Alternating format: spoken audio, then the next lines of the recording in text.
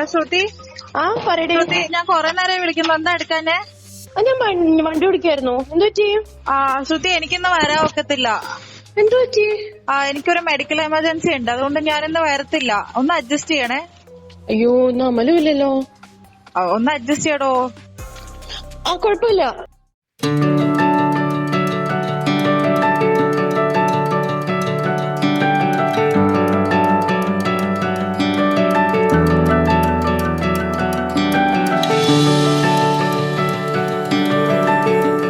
ഐശ്വര്യമില്ല, ആരുമില്ല. Amala already leave പറഞ്ഞേക്കുവാ. അപ്പോൾ ആ സമയത്തുണ്ട് ഐശ്വര്യക്ക് എമർജൻസി ലീവ് ആണെന്ന് പറഞ്ഞിട്ട് അവള് പറഞ്ഞു.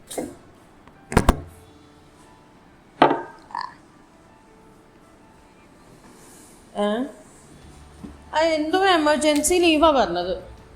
നീ എന്തെടുക്കുവാ?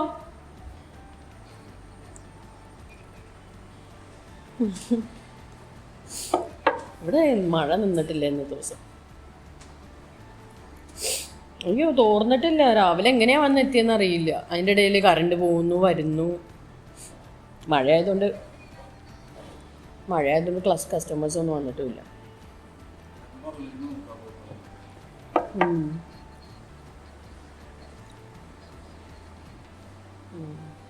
എടീ, ഞാൻ നിൻ്റെ അടുത്ത് അന്നൊരു പെയിൻറ്റിങ്ങിൻ്റെ കാര്യം പറഞ്ഞില്ലായിരുന്നോ?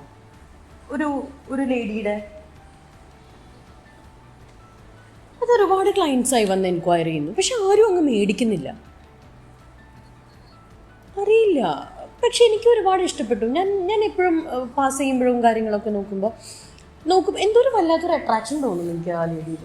കണ്ണടച്ചിട്ട് കൈകൂപ്പിയൊക്കെയാണ് നിൽക്കുന്നെങ്കിലും എന്തോ എനിക്ക് മനസ്സിലാവുന്നില്ല. ഭയങ്കര ഒരു വല്ലാത്തൊരു ആകർഷണം.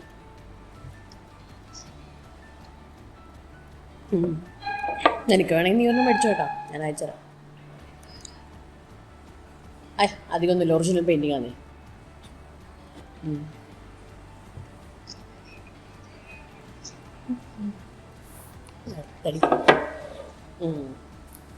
പിന്നെ കഴിച്ചായിരുന്നോ? എന്നാൽ ഞാൻ വരട്ടെ, ഞാൻ ക്ലയൻറ്റ് വരാറായിട്ടുണ്ട്. ഞാൻ ഒന്ന് കോഫി ബ്രേക്കിന് വേണ്ടി വന്നതാ. ഗ്രീൻ ടീ അല്ലേ, ഹെൽത്ത് കോൺഷ്യസ് അല്ലേ? അപ്പം എന്നാൽ ശരി, പോട്ടെ കേട്ടാ. വിളിക്കാം, വീട്ടിൽ എത്തിയിട്ട് വിളിക്കാം. ഒരു മിനിറ്റ് ഇപ്പോൾ വിളിക്കാം.